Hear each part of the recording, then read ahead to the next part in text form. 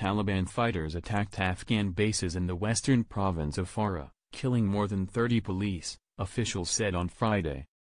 As the insurgents stepped up their offensive in a region with vital opium smuggling routes into neighboring Iran. Farid Bakhtawar, head of the Farah Provincial Council, said fighters had stormed a police base overnight in Balabuluk, a district that has been under heavy pressure for months, killing at least 23 and wounding 3. In a separate attack in Farah city, Taliban fighters killed 11 police and seized a large quantity of weapons and equipment, he said.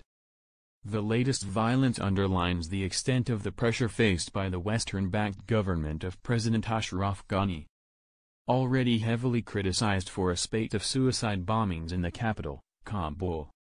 Last week, Taliban fighters, who challenge government control in almost half the country, seized a district in the northern province of Baghlan, and there has been heavy fighting in areas from Faryab in the northwest to Ghazni, south of Kabul.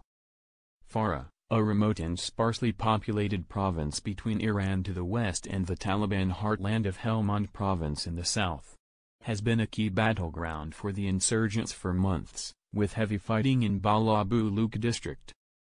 The region covers major smuggling routes into Iran from Helmand, source of much of Afghanistan's opium crop. Afghan special forces, backed by air support, have been heavily involved in the fighting but have been unable to prevent repeated attacks by the insurgents.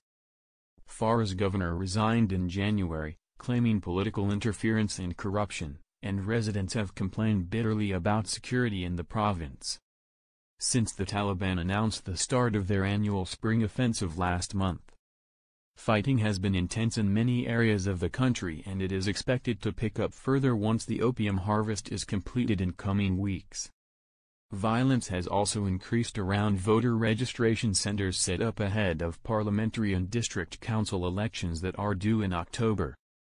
U.S. and NATO officials say Afghan forces, backed by thousands more U.S. military advisors and intensified airstrikes, have been steadily improving and are matching and beating the Taliban.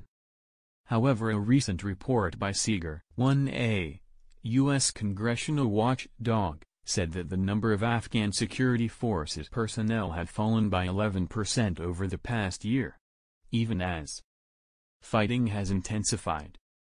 Police, Army and Air Force numbers were almost 40,000 below the authorized strength of 334,000, the report said.